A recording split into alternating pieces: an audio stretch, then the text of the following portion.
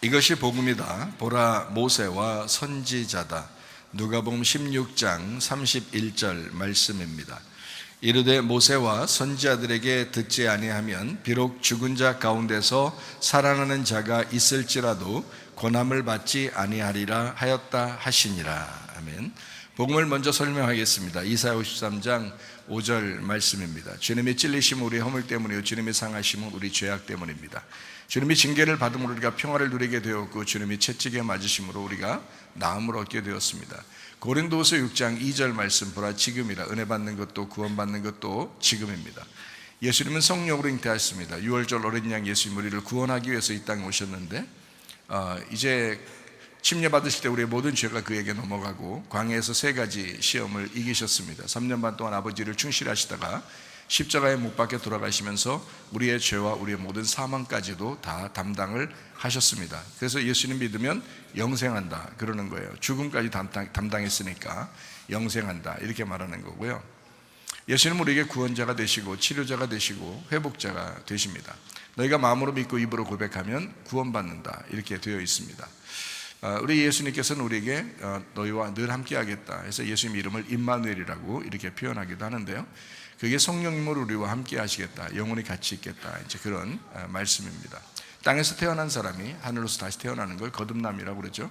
그래서 다시 태어난 거듭난 사람은 천국의 백성이다 이렇게 성경은 이야기합니다. 사도행전 4장 12절 말씀 다른 이름으로서는 우리에게 구원받을 만한 이름을 주신 적이 없다라고 했습니다. 예수 이름만 구원자가 되신다. 갈라디아서 2장 20절 말씀이요. 내 믿음 말고 예수 그리스도의 믿음으로 살아야 된다. 그래야 변함이 없다. 그래서 내 믿음 가졌던 사람이 끊임없이 그리스도의 믿음으로 이렇게 살려고 하는 그 모습, 그 삶을 우리가 교회 생활이라고 이야기하는 것입니다.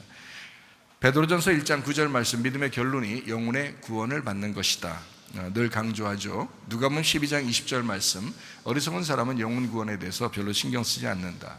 베드로전서 2장 25절 말씀 영혼의 목자와 감독자이신 우리 주님에게 돌아왔다. 베드로전서 4장 10절 말씀 너희가 선한 청지기 같이 서로 봉사해야 된다라고 했습니다.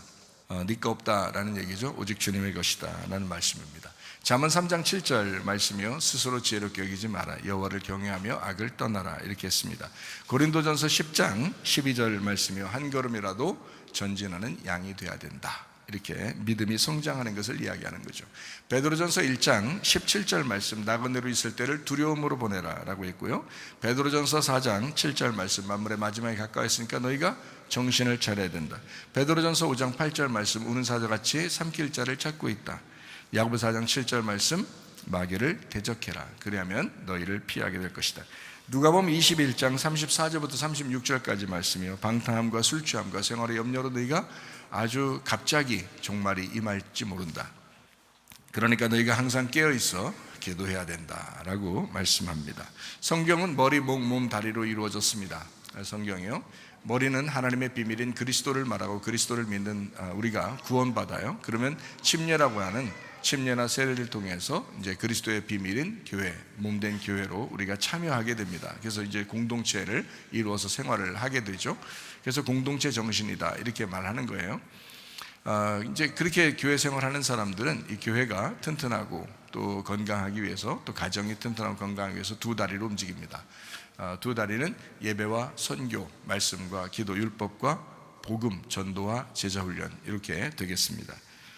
요한복음 1장 1절 말씀이 하나님이다. 하나님은 말씀이라 했습니다. 그러니까 하나님의 나라는 말씀의 나라이죠.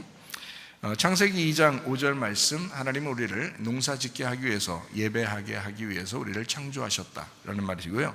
창세기 2장 7절 그 후에 생기를 불어넣어서 생기가 생기와 함께 교제하려고 그게 예배니까 영과 영이 예배하는 겁니다. 그렇게 예배하게 하려고 우리를 만드셨다는 겁니다. 창세기 2장 8절 말씀 에덴 동산을 두셨어요. 그 에덴 동산은 어디냐면 우리 마음의 양심이고요. 또 우리 가정이고 우리 교회입니다. 그래서 우리가 마음의 양심을 회복해야 되고 그리고 가정을 회복해야 되고 교회를 회복해야 됩니다. 세상이라는 바벨론 음녀는 무엇과 전쟁하려고 하는 거냐면 우리 양심을 자꾸 파괴하려고 그래요. 가정을 자꾸 해체하려고 합니다. 교회를 자꾸 이렇게 방해해가지고 무너뜨리려고 그렇게 하거든요. 그게 세상이 하는 일입니다. 마귀가 하는 일이죠. 그러니까 뭐 세상이 지금 밖에 있는 사람들이 하는 일이라는 뜻이 아니라 마귀가 세상을 통해서 교회를 무너뜨리려고 그러고 가정을 파괴하려고 그러고요. 가정을 자꾸 해체하려고 그러고, 그리고 이제 양심을 자꾸 무너지게 해서 양심 없는 사람들이 많아지죠. 지금은 이제 그렇게 생활하게 하는 게 마귀 역사입니다. 그러나 교회는 그게 아니죠. 에덴 동산을 회복해야 되죠. 그래서 늘 에덴 동산을 회복하는 것을 우리는 성경에서 성경의 그 처음과 결론이에요. 그게 새 예루살렘이 되는 것이다, 새 사람이 되는 것이다 라는 말이고요. 새 사람이 되면 내 마음의 양심이 회복되겠죠. 그리고 가정이 회복되겠죠. 교회가 회복될 것입니다. 이것이 이제 새로운 사람, 새로운 예루살렘이 된다. 그래서 회복을 자꾸 강조하는 겁니다. 교회에 나와서 우리가 부족한 사람들이죠. 연약하죠. 늘 때때마다 우리가 때로는 부족한 거, 연약한 거, 자기의 땅의 운명, 그런 성격, 이런 것들이 나오게 되죠. 그러나 그럼에도 불구하고 자꾸 이것을 이제 눌러서 회개하고, 그리고 새로운 사람이 되려고 하고, 주님에게 다시 돌아오려고 하고, 이러면 되는 겁니다. 그래서 교회는 회개된 사람이 교회 와서 예배드리지, 또 회개하려고 하는 사람이 교회 와서 예배드리는 것입니다. 그것이 교회 예배예요.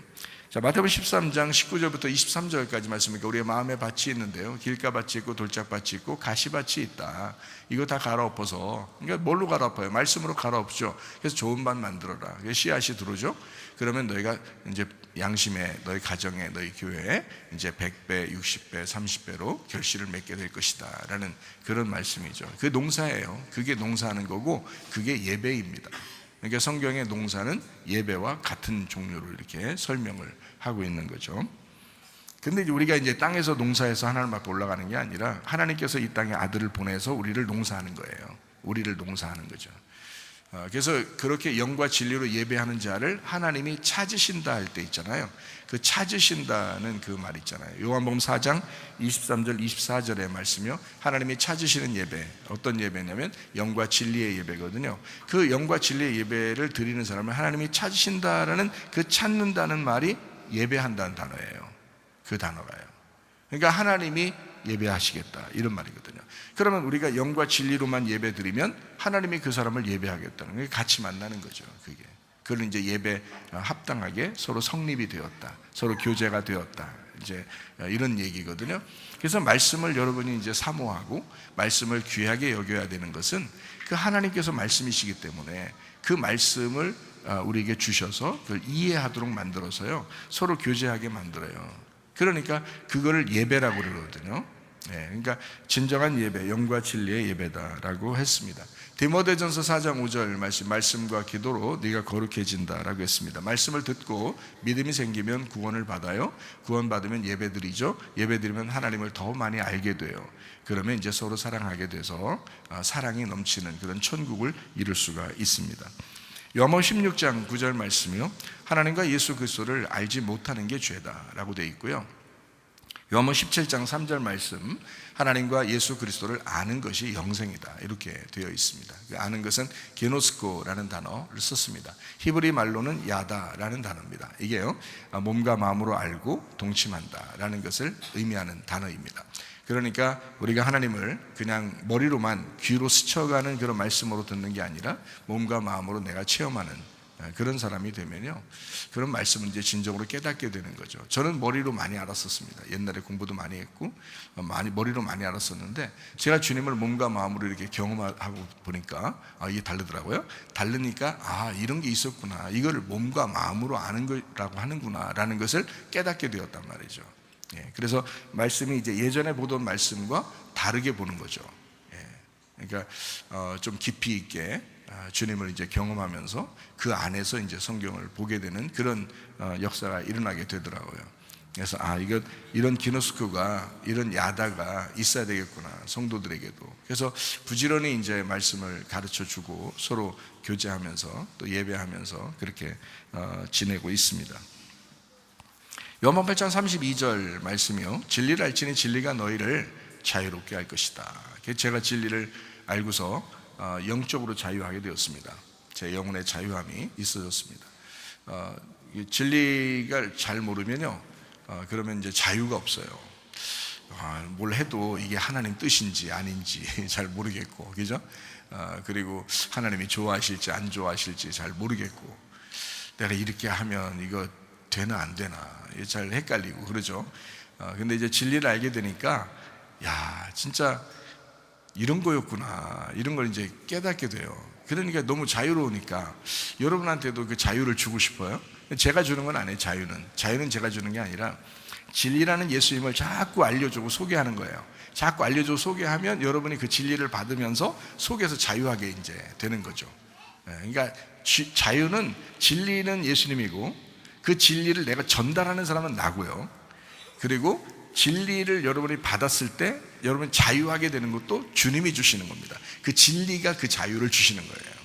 그러니까 진리를 알면 진리가 너를 자유롭게 할 거야. 이렇게 되는 거죠. 진리를 전달하는 자는 나고요. 진리는 예수님이고요. 그러니까 예수님을 전달한단 말이에요. 복음을 전한다 이렇게 말하죠. 그죠? 진리를 전한다, 복음을 전한다 이렇게 말하죠. 그렇게 되는 것입니다.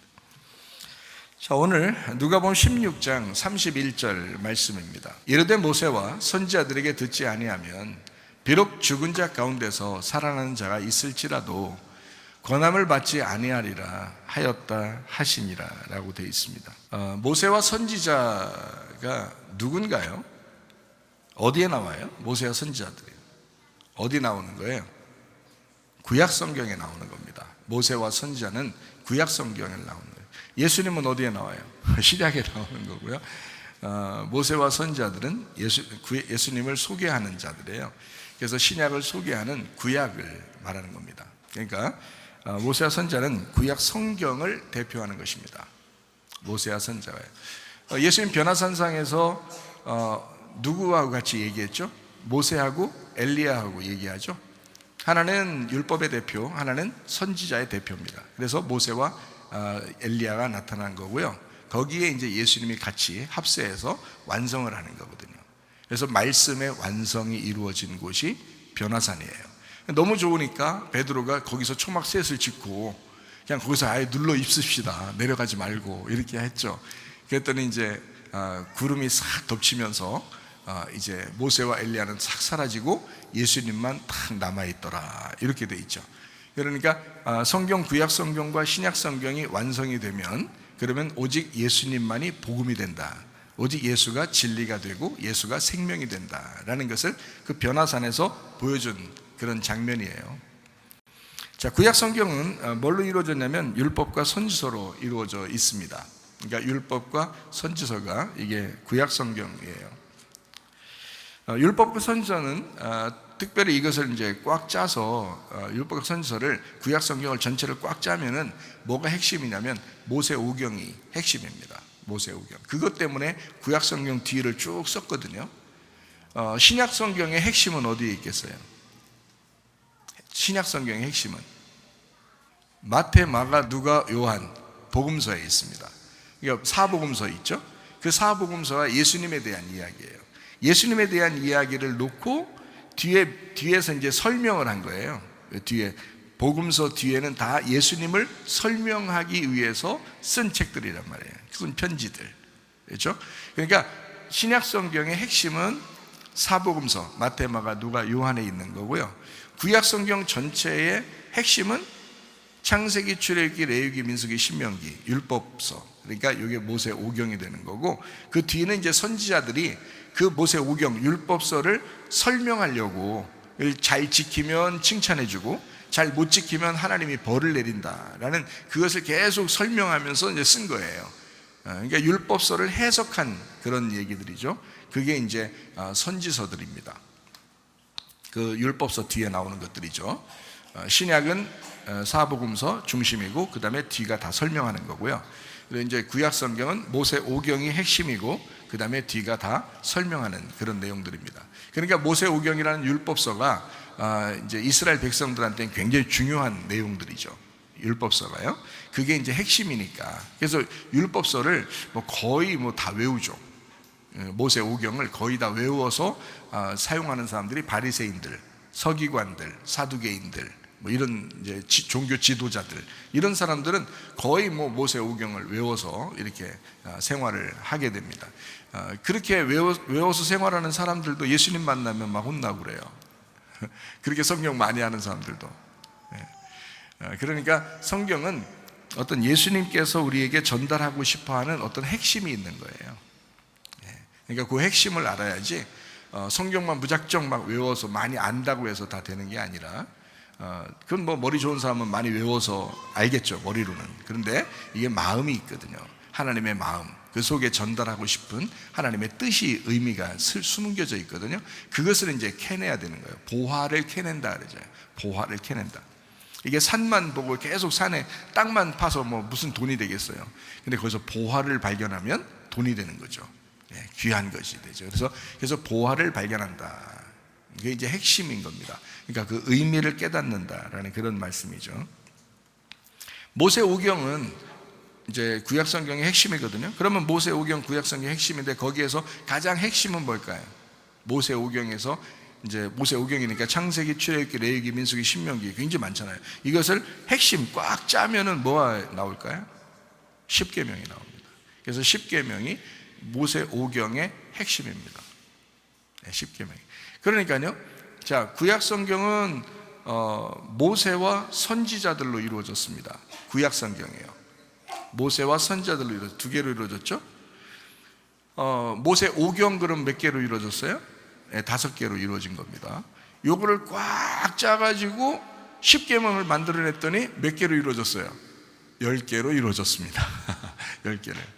그러니까 2개로 이루어진 것이 5개로 이루어지고, 5개로 이루어진 것이 10개로 이루어졌다. 그 10개로 이루어진 것을 꽉 짜면 또 몇 개가 나올까요? 2개가 나옵니다. 하나님 사랑, 이웃 사랑입니다. 마태복음 22장 37절부터 40절까지 말씀입니다. 예수께서 이르시되 네 마음을 다하고 목숨을 다하고 뜻을 다하여 주 너희 하나님을 사랑하라 하셨으니 이것이 크고 첫째 되는 계명이요 둘째도 그와 같으니 내 이웃을 내 자신같이 사랑하라 하셨으니 이 두 계명이 온 율법과 선지자의 강령이니라. 이렇게 되어 있죠. 그러니까 구약 성경 전체가 다 뭘로 이루어졌냐? 하나님 사랑과 이웃 사랑으로 이루어졌다. 그러니까 모든 10계명은 2개로 이루어졌다. 하나님 사랑, 이웃 사랑으로 이루어졌다. 그러니까 2개는 5개요, 5개는 10개요, 10개는 다시 2개요, 이렇게 돼 있죠. 2개. 그래서 하나님 사랑, 이웃 사랑이 2개잖아요. 근데 예수님이 이제 이 땅에 내려오셨나요? 내려오셔가지고 주님께서 이제 진짜 핵심을 가르쳐 준 거예요. 야, 구약 성경 전체가 뭐야? 계명이 뭐야? 몇 개야? 2개요. 하나님 사랑, 이웃 사랑이야. 잘 알았다. 네 잘났다. 잘됐다. 자, 이제 내가 3계명을 너에게 주겠다. 응? 내가 3계명을 주겠다. 자, 어떻게 돼 있어요? 요한복음 13장 34절 35절 말씀입니다. 3계명을 너희에게 주노니 서로 사랑하라. 내가 너희를 사랑한 것 같이 너희도 서로 사랑하라. 너희가 서로 사랑하면 이로써 모든 사람이 너희가 내 제자인 줄 알리라. 이렇게 되어 있습니다. 이것이 이제 둘을 연합해 가지고 하나 된 계명을 만들어냈어요. 이것을 3계명, 서로 사랑이라고 하는 것입니다. 이것을 이제 성경을 잘 모르는 사람들은 이렇게 생각하겠죠. 야, 우리 서로 사랑하자야. 응? 우리끼리 서로 사랑하자. 이거를 3계명인 줄 알아요. 예수님이 아무리 머리가 나쁘셔도 그런 식으로 얘기했겠어요? 성경 이게 지금 계명을, 자, 성경 구약 성경을 꽉 짜가지고 하나의 말씀을 설명하고 싶은데, 이게 하나야, 뭔가 하나를 갖다가 설명해 주고 싶은데 예수님이, 야, 니네끼리 좀 서로 사랑해. 응? 니네끼리 서로 사랑해. 야, 우리 서로 사랑하자. 우리끼리. 이거를 예수님이 말하고 싶어서 이렇게 했겠냐고요. 그게 아니라고요. 제가 지금 얘기했던 구약 성경 전체가 다 어떻게 이루어졌다? 모세와 선지자로 이루어졌는데, 이게 모세오경이야. 그게 율법서야. 그게 핵심이야. 근데 그거는 10개로 되어 있는 10계명이야. 그 10계명은 하나님 사랑, 이웃 사랑이라는 2개로 이루어졌어. 그 2개로 이루어진 것을 하나로 뭉쳐야 돼. 이게 떨어져 있으면 안 돼. 그래서 이거를 하나로 뭉쳐야 돼. 하나님 사랑이 이웃 사랑으로 와서 완성이 돼야 되는 거야. 그래서 로마서 13장에는 이웃 사랑이 모든 율법의 완성이다, 이렇게 나온 거예요. 왜 그렇게 되냐면 하나님 사랑과 이웃 사랑이 떨어지면 안 돼. 그래서 하나님 사랑이 이웃 사랑으로 와서 뭉쳐져야 돼. 그럼 이거를 뭐라 그래? 서로 사랑이라고 그러는 거야.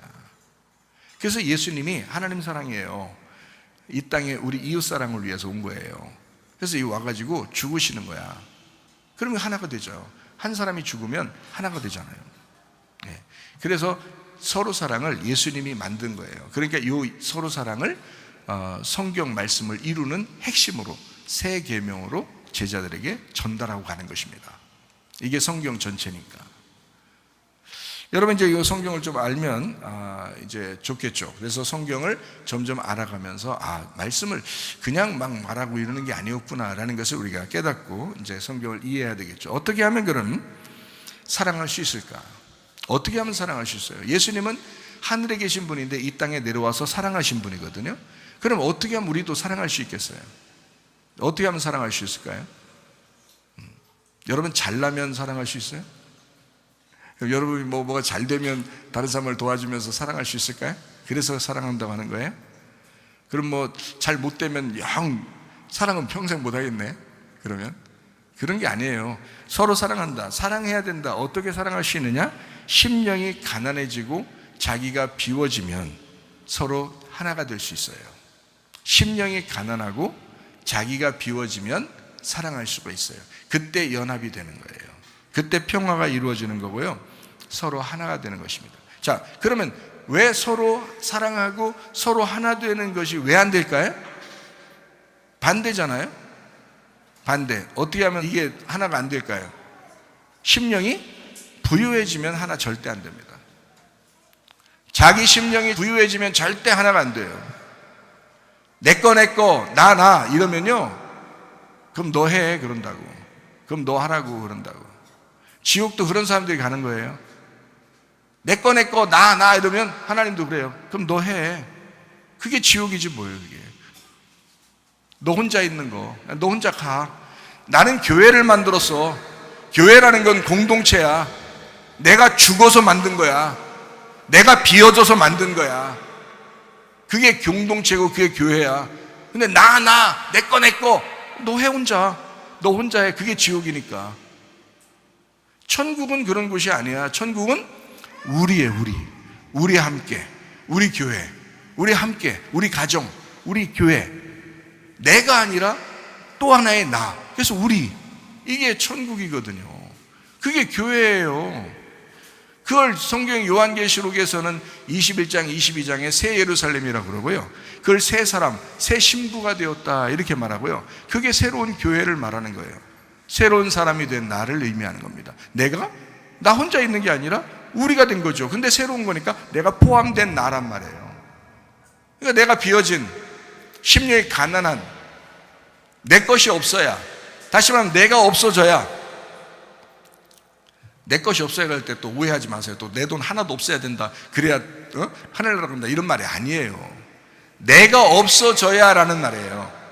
돈이 있지만 내게 시간도 물질도 몸도 있고 가족도 있고 자녀들도 다 있지만 이게 다 주님 거야라는, 내 거가 아니라 주님 것이다. 그래서 나는 맡은 청직이니까 이걸 잘 맡아서 소중하게 내가 사용을 해야지라는 그런 마음을 가지라고 그랬지. 언제 돈 하나 갖지 말라고 그랬어요? 거지돼서 돌아다니면 그게 예수 믿는 사람이에요? 그냥 그게 다?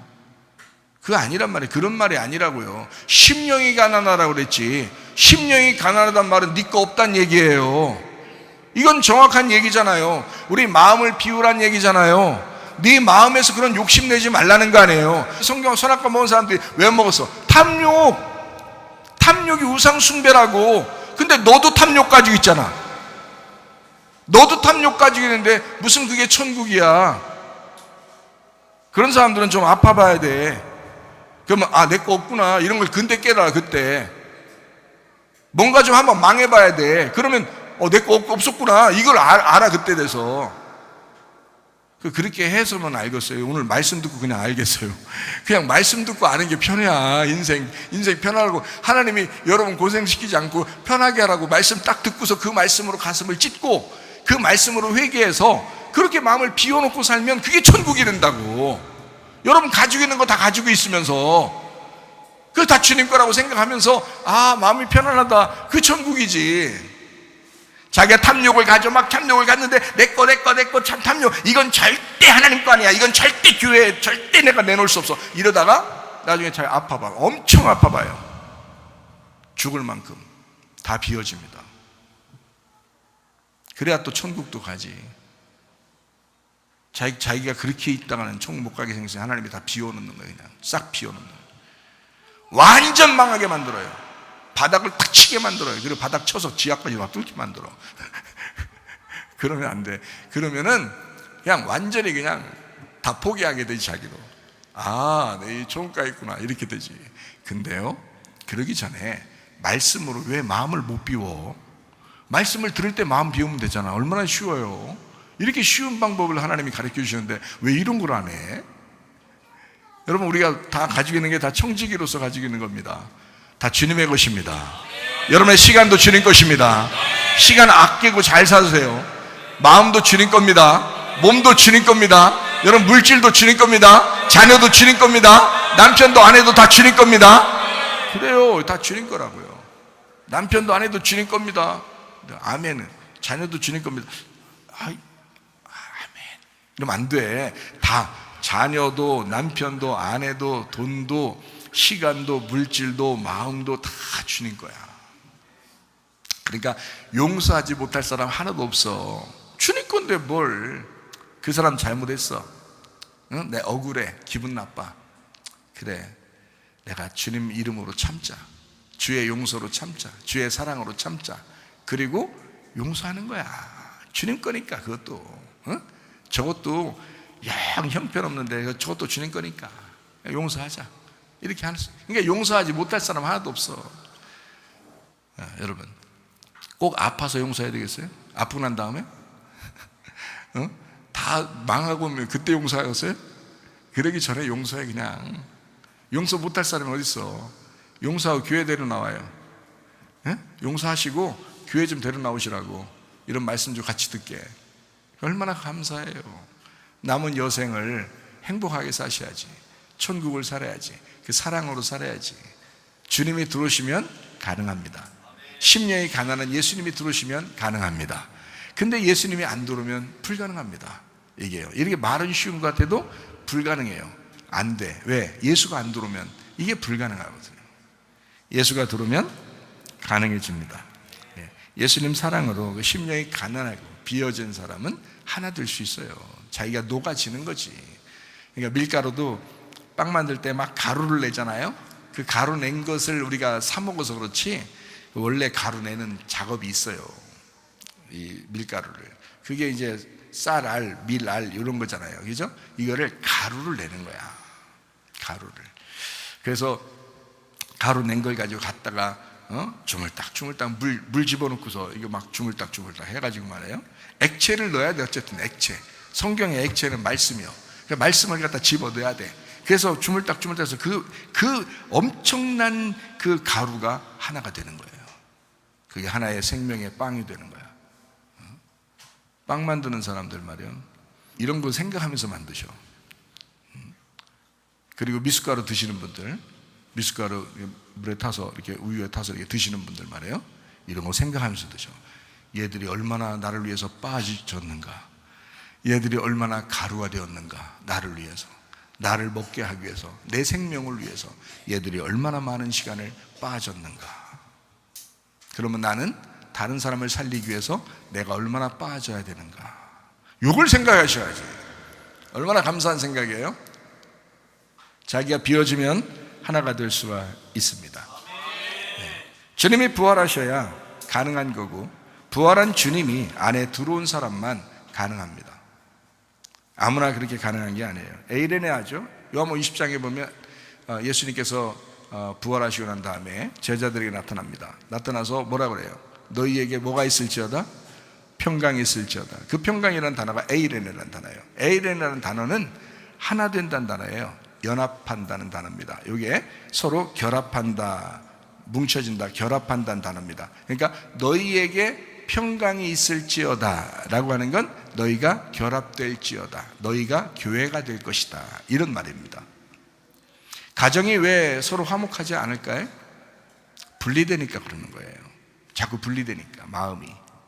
교회가 하나 되지 않는 것은 마음이 분리되기 때문에 그렇습니다. 그러면 예수님의 평안이 들어와야 되겠죠. 예수님의 에이레네가 들어와야 되겠죠. 그 에이레네가 들어오면 합쳐집니다. 가정도 연합합니다. 교회도 연합합니다. 놀라운 일이죠. 얼마나 감사한 일이에요. 서로 하나 되시기를 바랍니다. 가정도 하나 되시길 바랍니다. 교회에서도 하나 되시길 바랍니다. 어떻게 해야 그 평안이 온다고요? 부활한 예수님이 오셔야, 부활한 예수님이 여러분 속에 오셔야. 자, 어떤 사람에게만 부활할까요? 죽은 사람에게만 부활의 예수님 오죠. 죽은 사람에게만 부활의 예수님 온다고요. 자기는 안 죽으려고 하면서 부활의 예수님 오시옵소서, 성령이여 오시옵소서, 부활의 예수님 오시옵소서 아무리 주장해봐요. 오나? 안 와요. 자기가 죽으려고 하고 십자가를 지고 자기를 부인하는 그런 마음을 가지고 주님을 따라가려고, 내가 죽으려고 할 때 부활의 주님이 오시는 거지. 내가 그 주님 따라가 내가 마음을 비우겠습니다. 하나님, 내 거 없습니다. 이제 내 거 다 내려놓겠습니다. 그래서 죽으려고 할 때, 그때 부활의 주님이 찾아오시는 겁니다. 에이레네, 평강할지어다. 너 이제 하나가 될지어다. 결합할지어다. 연합할지어다. 누가복음 16장에 보면 잘 아는 말씀인데 여러분이요, 부자와 거지 나사로가 있습니다. 부자하고 거지하고는 어때요? 똑같은 거예요? 아니면 상극이에요? 완전히 상극이죠. 뭐 되고 싶어요? 여러분, 뭐 되고 싶어요? 부자하고 거지가 있어요. 뭐 되고 싶어요? 다 부자 되고 싶지 뭐.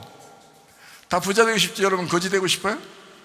여러분은 생각할 때 무슨 생각하면서 듣냐면, 물질적으로 부자, 그리고 물질적으로 가난한 거, 거지, 이렇게 생각하기 때문에 차라리 부자 되는 게 낫겠는데, 그런데 또 성경에서 자꾸 거지 되라고 그러니까 또 목사님한테 대답도 못하고 가만히 있는 거예요. 대답도 못하고. 아니, 이거 성경을 여러분이 알았다면 거지 되고 싶어요 이랬어야 맞잖아요. 근데 그렇게 말하면 진짜 거지 될 것 같거든, 자기가 스스로. 이게 말이 씨가 된다고. 그래서 이제 진짜 거지 될 줄 모르니까 겁이 나는 거야. 그러니까 그 말도 못하고, 그렇다고 해서 또 부자 되고 싶어요 또 이러면 또 괜히 속된 사람처럼 느껴지니까, 세속적인 사람처럼 되니까 안 되니까 그것도 말도 못하고, 그래서 가만히 있는 거예요. 부자하고 거지는 상극입니다. 완전 반대 얘기를 하는 거예요. 그죠? 이 성경에서 말하는 건 반대입니다. 부자는 이 땅에서 말할 때는요, 어떤 사람을 부자라고 그래요? 땅에서 잘 되는 사람, 복 받은 사람을 부자라고 그래요. 이게 성경에서의 가르침입니다. 하나님이 아브라함을 부르시고 거지 만들겠어요? 아니에요. 부자 만듭니다. 아브라함은 거부가 됐습니다. 이삭도 거부가 됩니다. 야곱 때는 야곱은 엄청 가난해졌고요. 야곱은 막 고생했고요. 에서와 야곱이 있을 때 에서는 부자 되고요. 그러니까 부자의 계통을 이어받은 건 에서입니다. 여러분, 마음대로 하세요. 어디 계통 받으실지. 근데 야곱은 고생했습니다. 근데 영적인 축복은 야곱이 받았어요. 그렇죠? 그래서 야곱이 이스라엘이 되죠. 그 이스라엘이 돼가지고요, 요셉을 통해서 애굽에 다 내려가가지고 어마어마한 부를 가진 그런 애굽에서, 세상에서의 그 부유한 자가 되었습니다. 그게 이제 이스라엘 백성들입니다. 그죠? 약 한 400년 동안 애굽에서 엄청난 부를 이제 축적하게 된 거죠. 그랬더니 이제 그대로 살아서는 하나님 앞에 예배드리기가 참 곤란할 것 같으니까 하나님이 그 사람들을 다 나와라 그래요. 자, 광야로 나와라 그러죠. 그래서 거기에 애굽에 있었던 사람들을 종 만들면서, 노예 만들면서, 힘들게 만들면서 다 끌어냅니다. 마음을 싹 다 비우라는 거죠. 그게 광야 생활이에요. 광야 40년 동안 마음 싹 다 비우라는 겁니다. 농사도 지을 수 있나? 무슨 매점이 있나? 무슨 편의점이 있나? 아무것도 없어요. 하나님이 위에서 내려주는 만나, 그거만 먹어야 돼요. 그 말이 맞나? 예, 만나만 내려줘요. 그 말이 맞아. 맨날 만나만 내려, 그것만 먹는 거예요. 그것도 무슨 패션 쇼도 할 수도 없어요. 옷 한 벌 입은 거 그거 가지고 나온 거 그냥 40년 지나야 돼. 이 옷 하나 입고서 40년. 참 희한한 거예요. 옷 하나 입고 40년. 신발도 하나 신고서 나온 거 그거 가지고 40년. 하나님이 신발도 헤어지지 않게 하고 옷도 헤어지지 않게, 뭔 패션쇼가 필요하겠어요? 아무 패션도 없어요. 다 똑같아. 그냥 애굽에 나온 대로 그냥 똑같이 살아. 그냥 40년 동안 만나만 기다리면서. 자, 어땠겠어요? 패션도 사라지고 돈도 필요 없고, 자, 아무것도 필요 없는 먹을 거 하나만 기다리는 거지예요. 완전 거지죠. 세상 애굽에서 볼 때는 완전 거지 되려고 들어가는 거예요, 광야로. 그죠? 광야에서 거지가 되기 싫어가지고 다시 부자 되고 싶어서 가려고 했던 사람이 어떤 사람들이에요? 여호수아 갈렙 빼놓고 나머지 싹 다 애굽으로 다시 돌아가자는 거예요. 다시 부자 되고 싶다는 거예요. 노예를 살아도 좋다는 거야. 거기서 월급 받으면서 살고 싶다는 거예요. 하나님이 어떻게 해요? 가만 냅둬요? 안 냅둬요. 일단 하나님이 부르시면은 그냥 안 냅둡니다. 다 죽여버립니다. 그리고 광야에서 뭣도 모르고, 아예 애굽에 태어난 게 아니라 광야에서 뭣도 모르고 그냥 태어난 사람들, 그런 사람들은 원래 광야가 원래 이렇게 생활하는 건가 보다 하고 태어난 사람들은 가나안 땅으로 들어가서 엄청난 부를, 가나안 땅을 전체를 정복하게 만들어 버립니다. 여러분 어떻습니까? 영적인 축복을 여러분 바라십니까? 그러면 마음이 비워져야 합니다. 여러분 심령이 비워져야 돼요. 자, 부자가 되고 싶어요? 거지가 되고 싶어요? 여러분 애굽으로 돌아가고 싶어요? 아니면 광야에서 주님을 만나고 싶습니까? 어떤 사람이 주님 만나겠어요? 거지. 부자는 주님 만나지 못해요. 거지가 주님 만납니다. 부자는 이 땅에 잘 되는 사람, 복 받은 사람을 얘기하는 거고요. 거지라고 하는 거지 나사로, 이 사람은요, 이 땅에서 저주를 받은 사람입니다. 이 땅에서는요. 자, 땅의 사람이 볼 때는 거지 나사로가 완전히 저주받은 거고요. 땅의 사람들이 볼 때는 부자가 아주 복받은 사람입니다. 구약성경 율법서를 알고 있는 사람들은 절대적으로 어떤 생각을 가지고 있었을까요? 부자가 축복받은 사람이다라고 생각했을 겁니다. 거지 나사로는 아주 저주받은 사람이다 라고 생각했을 거예요. 자, 누구를 따르고 싶겠어요? 예수님이 와가지고요, 완전히 다 뒤집어 엎어버립니다. 완전 반대로 얘기해버립니다. 뭘 얘기하고 싶어서 그런 거예요? 실질적으로는 영적인 얘기를 하고 싶어서 그런 거예요. 심령이 부유하냐, 심령이 가난하냐 라고 하는 것을 얘기하고 싶어서 그런 거지, 진짜 돈 뺏고 싶어서 그런 건 아니잖아요. 예수님이 이 땅에서 무슨 돈 뺏고 싶어서 예수님이 오셨겠어요? 그런 말 아니잖아요. 심령이 부유하냐, 심령이 가난하냐 라고 하는 것을 얘기하고 싶었는데, 실질적으로는 부자가 되느냐 거지가 되느냐를 사람들이 보는 그 눈을 갖다가 이제 점검해 주는 거예요. 그래서 부자와 거지 나사로에 대한 이야기는 예수님이 그냥 이야기한 것입니다. 예수님이요, 부자가 있어, 그리고 거지 나사로가 있어, 근데 같이 살아. 여기서부터 이상하게 봐야 돼. 응? 여기서부터. 자, 부자가 있어, 거지 나사로가 있거든. 근데 같이 살아. 하나는 땅바닥에 살고 하나는 상 위에서 살고, 이렇게 좀 위치만 다르지 같은 집에 살아. 참 희한하죠. 그 얘기를 해주는 거예요. 그러니까 여기서부터 우리가 힌트를 얻고 우리가 생각을 해봐야 되는 거거든요. 원래는 부자와 거지 나사로가, 거지가 반대예요. 상극입니다. 완전 상극입니다. 부자가 거지가 될 수가 없어요. 거지가 부자가 될 수가 없어요. 이미 정해진 길이란 말이에요. 정해진 길. 근데 성경의 예수님 안에서는 이게 서로가 하나가 될 수가 있습니다. 예수님이 얘기하는 거죠. 같이 살아, 이들이. 이 둘이 같이 사는 거야. 부자가 거지가 되면 천국에 간다 라는 것을 이야기해 주고 싶었던 거거든요, 예수님이. 그러니까 원래는 상극이야. 너희들이 보는 율법으로는 완전히 상극이고 너희는 축복받은 부자가 되고 싶을 거야. 근데 이들이 같이 살아. 같이 산다는 말은 같은 종류야, 같은 거야. 그래서 여기서 어떻게 되는 거냐면, 같은 거니까 부자가 거지가 되면 천국 가는 거야, 이 얘기예요. 핵심입니다. 자, 하나님은 뭐에 대한 이야기를 하고 싶어요? 심령이 가난한 사람들을 만들기 위해서 고난을 일시적으로 줄 수 있다는 얘기입니다. 심령이 가난한 사람을 만들기 위해서 고난을 일시적으로 허락하실 수 있다는 얘기입니다. 여러분, 갑자기 아픈 사람이 있죠.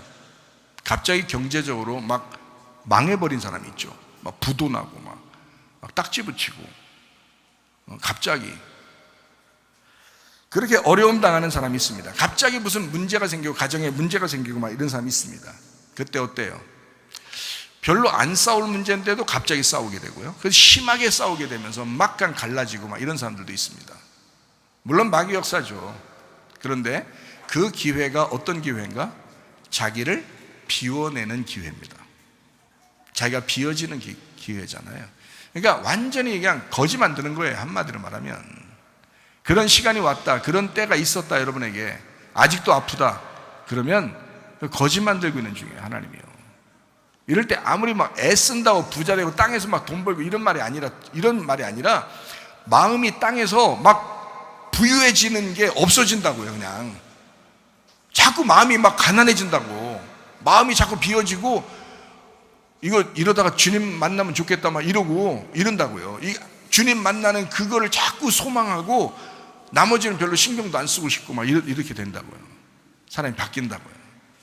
무슨 문제가 확 닥치면, 자기가 해결할 수 없는 문제가 닥치면요, 그러면 소망을 하늘에밖에 못 둬요. 이 땅에 소망이 없으니까. 앞을 봐도 뒤를 봐도 옆을 봐도 도저히 희망이 없으니까 하나님에게만 소망을 둘 수밖에 없어요. 그때가 기도가 나오는, 진실한 기도가 나오는 때거든요, 여러분. 그때가요.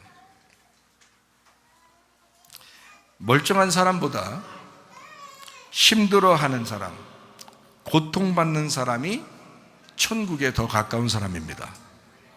그거를 여러분에게 이제 말씀을 드리려고 부자와 거지 나사로에 대한 이야기를 꺼낸 것입니다. 멀쩡하고 그냥 자기가 할 만하고 힘있고 이런 사람들은 천국 가기 어렵습니다, 여러분. 그러면 어떻게 하면, 나는 멀쩡한데요, 나는 힘도 있는데요, 나는 뭐 가진 것도 많은데 나는 어떻게 천국 가요? 그러면 목사님, 이런 사람 천국 못 간다 그러면 마음 비워. 말씀 듣고 마음 비우면 천국 가, 당신도. 그런데 마음을 안 비워 네가 끝까지, 그게 탐욕이야, 그게 우상 숭배야, 그럼 넌 하나님 믿는 게 아니야. 잘 생각해. 넌 하나님 믿는 게 아니야. 너를 믿는 거고, 너의 물질을 믿는 거고, 너의 힘을 믿는 거지. 네가 가진 걸 믿는 거지. 그걸 위해서 교회 와서 기도한 거고, 그걸 위해서 네가 교회 와서 예배 드렸던 거지. 너를 채우려고, 네가 가진 걸 더 채우고 싶어서 예배 드리고 교회 다녔던 거지. 그거는 우상 숭배지. 그건 탐욕이지. 그게 선악과지. 진짜 예수 믿는 사람, 말씀을 듣고 자기를 비워내는 사람, 심령이 거지가 되는 사람이에요. 그런 사람은 천국 가죠. 아니면 진짜로 막 아프든지요, 진짜로 막 망해버리든지요. 그런 사람은 마음이 비워질 수밖에 없어요. 아유, 힘내, 응? 힘내. 그 마음 좀 다잡고 밥도 좀 먹어야 힘나는겨. 밥 먹고 싶겠어? 내가 그런 일 당해봐서 알아야 돼. 그런 사람들에 대해서 내가 그런 일 당해봐서 아는데 밥 안 먹힙니다. 밥 안 먹혀.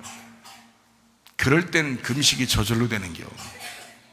일부러 괜찮을 때 일부러 밥 굶고 돌아다니고 그러지 말고, 그럴 땐 금식이 저절로 되는 거예요.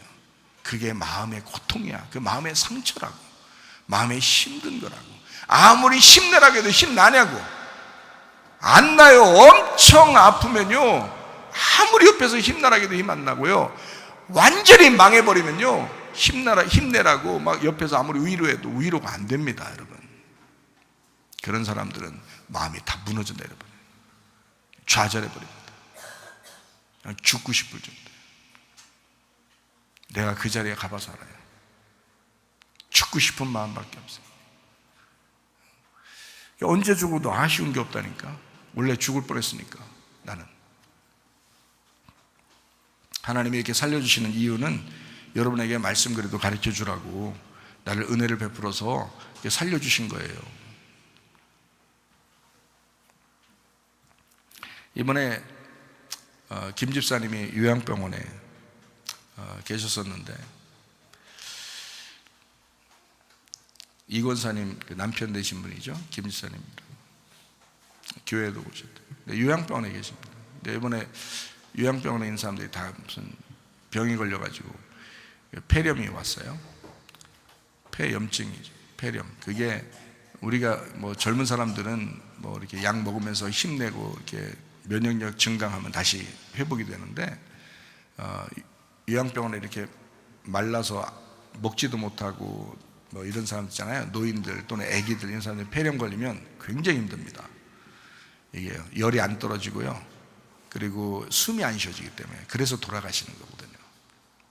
이번에 그런 일이 있었어요. 그래서 의독했습니다. 여러분에게 기도 요청을 했고 기도 요청을 했을 때 기도를 많이 그 자리에서 하셨을 겁니다. 기도해서 아마 여러분이 기도하셨을 때 지금 이런 이제 이야기를 들으면 자기도 이제 기쁘겠죠. 그러나 기도 안 한 사람들은 슬퍼야 됩니다. 기도 안 했으니까 그건 당신이 당해야 되는 거야. 근데 기도한 사람들은 아마 이 기쁨을 같이 누리는 살아났습니다. 의도하였어요. 실제로 돌아가실 뻔했는데 이걸 살렸어요. 자, 누가 구원받기 쉬울까요? 힘 다 빠진 사람입니다. 힘 다 빠지고 지금 죽느냐 사느냐 그런 기로에 있는 사람이 훨씬 더 천국에 가기 쉽거든요. 그때가 굉장히 심각한 때거든요. 그때가. 그래서 기도하는 거예요. 하나님 앞에 기도할 수밖에 없는 거예요. 누군가가 그 시간에 복음을 전해야 돼요. 그리고 그 전에 복음을 전했던 것이 있어야 돼요. 그래서 이 권사님이 계속 그 남편에게 누워있을 때도 계속 복음을 전했어요. 이제 마지막 순간이 오니까 엄청 심각해서 기도 요청을 하고, 그리고 이제 함께 기도해달라. 그리고 자기가 이제 그렇게 기도하면서 울면서 그렇게 매달렸어요.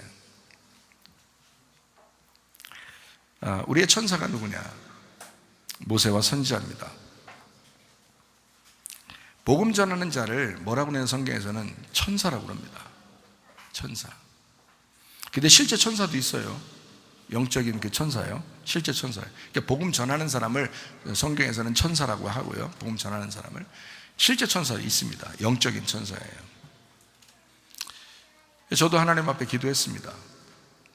하나님, 저는 이제 그 전에 소식을 많이 들어왔기 때문에 생명이 위독하다 그러면 이미 이제 정리할 때가 됐구나라는 것을 알아요.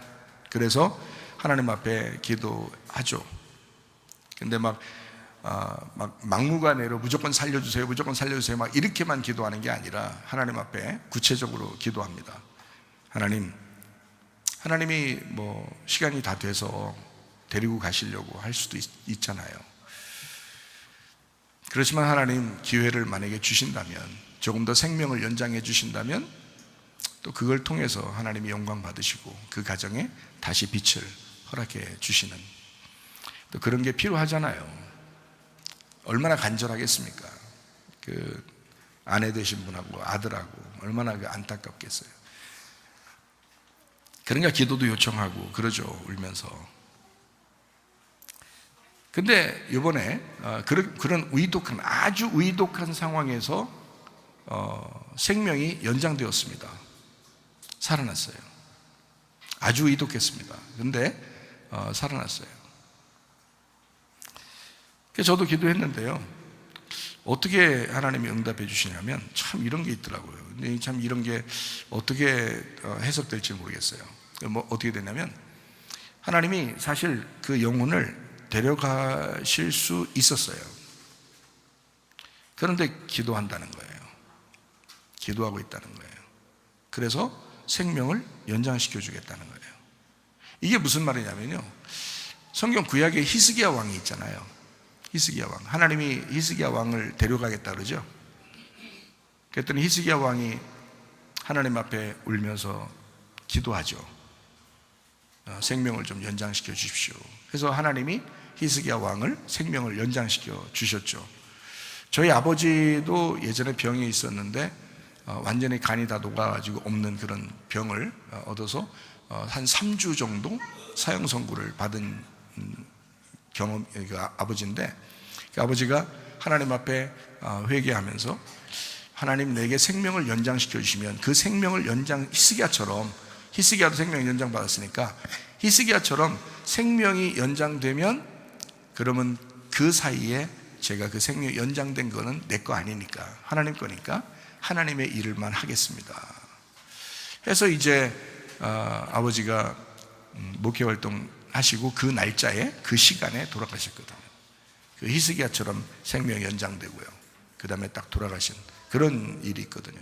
이번에도 하나님이 사실 데려가고 싶다라고 하셨는데, 그런데 기도를 통해서 조금 생명을 이렇게 연장시켜 주겠다라고 그렇게 응답이 있었습니다. 그래서 제가 하나님 앞에 이제 기도하는 것은 생명이 연장됐다고 해서 안 돌아가시는 건 아닙니다. 인간은 다 한 번씩 다 돌아가시게 돼 있어요. 다 죽게 돼 있잖아요. 그때 하나님이 그 죽음의 순간에 하나님이 데려가실 것이냐, 이게 중요한 거잖아요. 그죠? 그래서 이 순간을 하나님 앞에 기도했습니다. 하나님, 이번에 대해서 아내가 늘 울면서 기도하고 저에게 부탁하고 하던 것이 있었습니다. 하나님, 그러니까 이분이 돌아가실 때는 반드시 천사를 보내주세요. 이분이 돌아가실 때는 반드시 천사 좀 보내주세요. 그래서 그 영혼을 받아주세요 라고 제가 기도했습니다. 부탁을 드렸습니다. 근데 그날 얼마나 간절하게 했어요. 왜냐하면 그날이 지금 돌아가시느냐 안 돌아가시냐 그거에 대한 엊그저께죠. 그렇게 기도하는 날인데 지금 살아났거든요. 근데 그 엊그저께 그 간절한 기도니까 저도 마지막 순간을 기도해 줘야 되잖아요. 그래서 하나님, 그 순간에 하나님 천사를 보내주십시오. 하여튼 그분 돌아가실 때 천사 보내주시겠다고 했습니다. 그 약속 받았습니다. 이제 언제 돌아가실지 모르겠지만 하나님께서 천사를 보내서 데리고 가실 것입니다. 그 약속이 있으면 된 거죠. 저는 마음에 안심했습니다. 하나님 감사합니다. 주님께서 이렇게 심령이 가난한 자, 모든 것이 다 비워지고 다 무너져 내린 자, 하나님은 그런 사람을 불쌍히 여기고 그 사람을 구원하신다. 그게 거지 나사로의 구원받은 이유였습니다. 여러분, 성경을 정확하게 여러분이 아시면 좋겠습니다. 결국 인간은 죽음으로 천국의 문이 열게 되는 것입니다. 다른 것이 아니에요. 결국 죽음으로, 다시 말하면 이 모든 것이 다 비워질 때, 그때 천국의 문이 열려진다. 애굽에 살던 이스라엘 백성들에게 광야는 고통의 장소였습니다. 고통의 학교인 광야에서 모두 죽습니다. 그리고 광야에서 태어난 그 거듭난 자녀들이 가나안 땅에 들어가게 되는 것입니다. 그렇게 만드시는 분이 하나님이셔요. 어찌 보면 자기 의견 다 없고 가난한 사람이 들어가는 가나안 땅이다. 가난한 사람이 들어가는 가나안 땅이 천국이다. 부자는 거지 나사로가 되어야 됩니다. 부자는 거지 나사로가 되면 아브라함의 품에 들어갈 수가 있습니다. 부자는 율법의 부자인 사람이었습니다. 그렇지만 율법에서 복음이라는 예수를 만나 자기 자신을 비워지고 가난해지면, 다 내려놓는 거지 나사로가 되면 예수님을 만나게 되어 있습니다. 그게 천국입니다. 말씀을 정리합니다. 예수님은 우리의 심령을 거지 만들려고 이 땅에 오셨습니다. 심령이 거지된 사람을 구원하러 오신 분이 바로 주님이십니다. 거지가 이 땅에서 부자에게 가장 가까이 있었던 모세와 선지자였습니다. 누가복음 16장 31절 말씀이죠. 이르되 모세와 선지자들에게 듣지 아니하면 비록 죽은 자 가운데서 살아나는 자가 있을지라도 권함을 받지 아니하리라 하였다 하시니라. 거지 나사로가 살아있었잖아. 그는 모세와 선지자야. 그가 말씀을 그 몸으로 행했던 예수 그리스도야. 그가 있을 때 구원받았어야지. 그가 있을 때 그 음성을 들었어야지. 부자 네가 그 음성을 살아있을 때 듣지 못했기 때문에 너는 영원히 지옥에 가는 것이다. 거지 나사로의 음성을 듣는 사람, 모세와 선지자, 율법으로 복음을 만나게 하는 사람, 모세와 선지자, 거지 나사로, 나를 비우기 위해서 곁에 있는 말씀을 이야기합니다. 여러분과 저에게 모세와 선지자는 늘 있습니다. 힘들고 지칠 때 우리와 함께 동행하시는 주님의 음성을 들으시기 바랍니다.